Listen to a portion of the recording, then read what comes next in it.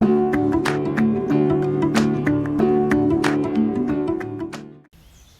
morning. Great way to start a beautiful sunny day is have your cup of coffee and go water your little friends. Everybody's going to get a nice drink. It's going to be a hot day, and I just think it's a great way to start. And these tomatoes are going to be special. We've got lots of other things growing besides tomatoes, so let's go check out what's happening in the veggie garden. This is our raised bed veggie garden, and this is where we grow everything besides tomatoes, or aside from the tomatoes. Let's see what we got going. This first bed has got peppers and eggplants. They're doing well. I see we've got a little bit of bug damage. We had some problems with slugs earlier. We did put down some slug magic, so I don't think that's what's going on, but there's always something out here ready and willing to eat whatever you're growing.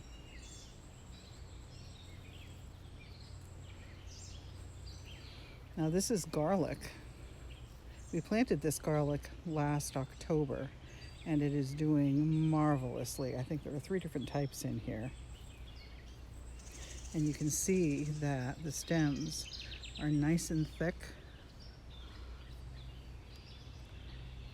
We've been taking the scapes off. The scapes are the flowering portion of the garlic. You don't want to leave those on because you don't want to have them put energy into flowers and seeds rather than putting energy into the garlic bulb itself.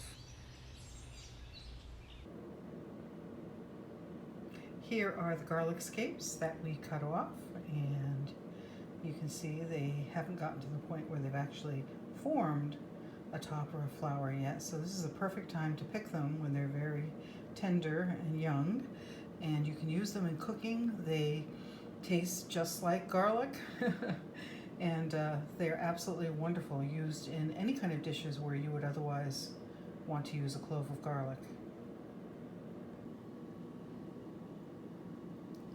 I've also seen recommendations where people say that you can actually dry these in a food dehydrator and then put them in a food processor to make your own homemade garlic powder. I have never tried that yet, but I think I might do it this year.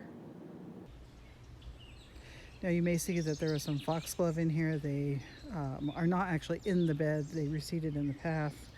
I will get those out of here before they go to seed because I don't really want them in here. It is a toxic plant, and I don't really want it involved with my vegetables. But I've left it just because it was pretty for the time being, but I will be removing those. And then also at the end of this bed we have snow peas planted. And you can see that they're flowering. In fact, they've reached way up above the trellis.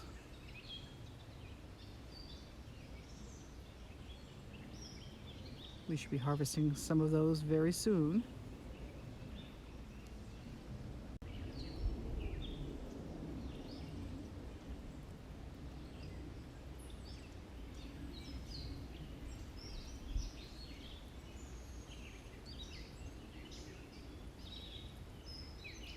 The next bed over has got cucumbers in it. And there are, I think, 3 different types in here as well, both slicing cucumbers and some pickling cukes. And you can see that they're at different stages. Some of them we planted much earlier, some we planted more recently, so there are seedlings as well as slightly more mature plants in here, but that's great because they'll start fruiting at slightly different times.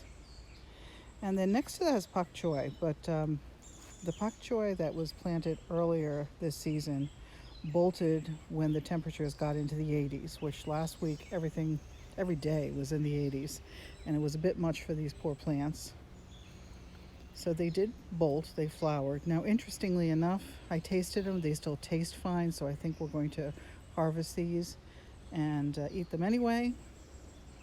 And even the flowers are edible. We have a few more coming up. We put some more seeds in.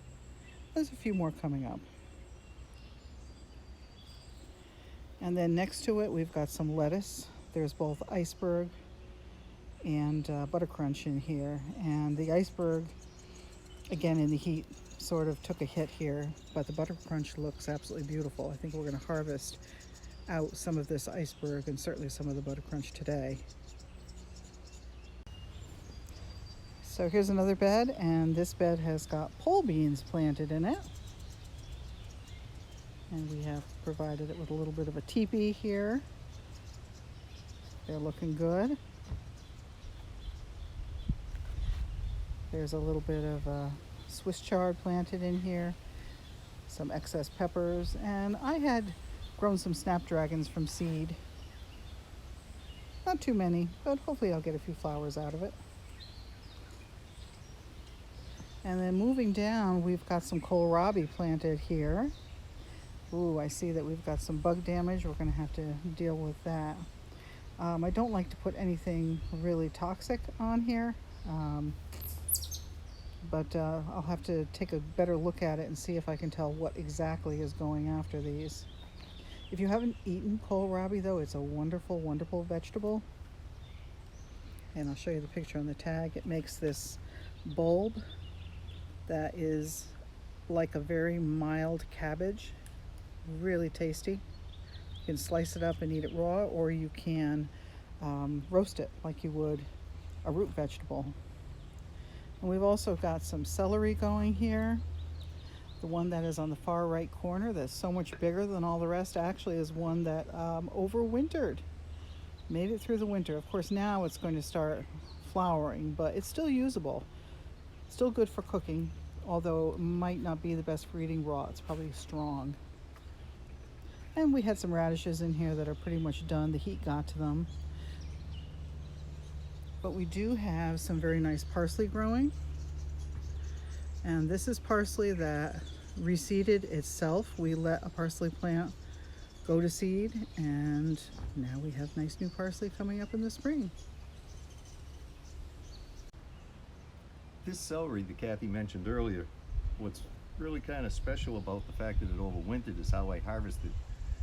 It was Thanksgiving day after, and I was making my usual turkey soup. And I just came out, I took a knife 1 inch from the base, and I clear cut it right across. I went an inch up because I wanted nice clean stalks. Never thought about the plant itself because the other ones I just pulled out root and all and then cut off the root, threw it in the compost. But this one here, I was just a little lazy, didn't feel like getting muddy because the ground was wet. So I just left the base in the ground. Well, sure enough, this spring, all this growth came up, these heavy stalks, which I've cut once to try to get rid of the seed heads. But I've got all this nice tender celery down here at the bottom that can be used. That I see no reason that that's all new growth this year. The main stalk here is the carryover. So that was a pretty good experiment. So I think this year I may take these guys and do the same thing with them. Just kind of clear cut them and forget and see what happens. And the next bed over has got onions and leeks in it. And we grew these onions from seed. We find that that is a better method for getting a really nice onion bulb. And I have some video that I took earlier this spring of Tom planting these. All right, here he comes. And he has, Onions. Yep, onions that he grew from seed. These are Australian brown onions. I got the seed packet from Baker Creek Heirloom, and they've already been given one haircut. I probably should have given them another, but we were away for a few days, and well, they get a little straggly, but I'm sure they'll do fine. So starting with the prep work, this is the bed I'm going to put them in. It looked like this. We grind up our leaves in the fall, and each of these beds gets a 1 to 2 inch layer. But also leaves come down from the trees, and they mix in with my ground leaves. So this will just get removed. Basically, it's what I did here. The second thing I did is every year I put down half a bag in each bed of raised bed mix. Now, these beds have been treated that way for so many years, I probably don't need it. However, it just makes me feel better. That being said, I've now got to spread my new material.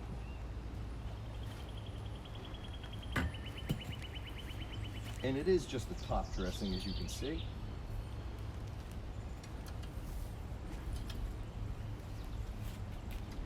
Oh man, is that beautiful.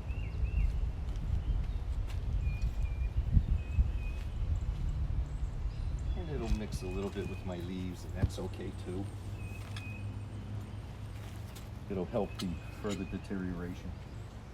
Probably by August, you won't see a single one of these leaf shreds in here. They were fully deteriorated. I also gave the bed a quick coat of lime back in March, just to help with the acid issue that comes with the leaf deterioration and just living in New England where things tend to be acidic.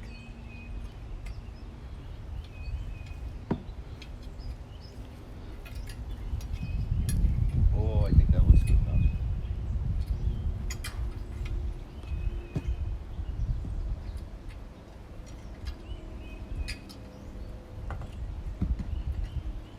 Sure, I said it looks good enough, and then my compulsion took over to spread it even more. That's that. Okay, now I'm ready to plant. Oop, get rid of a weed. I didn't see that. Okay, my dibble, just an old spike. I want the onion bulb at 1.5 inches. It said between 1 inch, 1.5 inches. I like the 1.5 inches because they do pop up quite a bit, which I know onions are supposed to, but I had great success last year doing it this way. And then I'm gonna go another inch and put a second line, because when I drop these in, I want the bulb at 1.5 inches, but it's still gonna have this long root. And so I don't wanna be jamming up a root and having it curl up in the bottom of my hole. So I'm simply just gonna push this down to my proper depth. Of course, it'll fill in. Now for the hard part. Are you ready? Oh, nice roots. Okay, this is called convincing. You gotta convince them to come out of their shell. Oh, look at those cute little guys. Look, look, look. Come on, guys. Come on, come on. Oh, look at that. Bounce, bounce, bounce, bounce, bounce. Come on.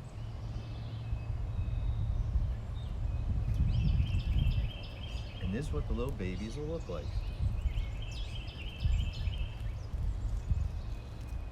Yeah, let's take a closer look at that.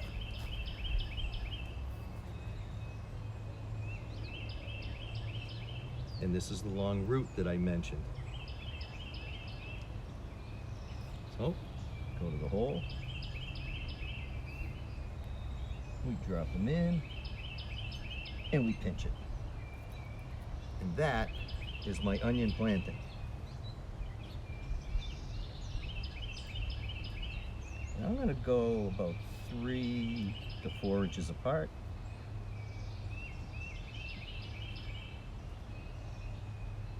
Because we're in a raised bed. And in a raised bed, you can cram things together.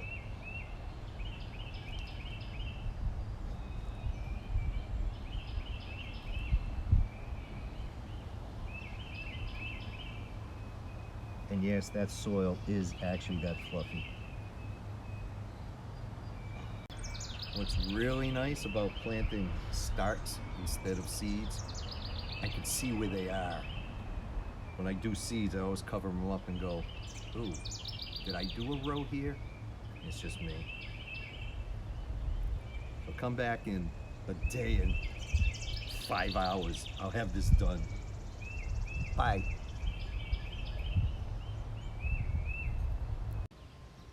So I've got some herbs growing in pots. Here we have some spearmint And we've also got pots of basil.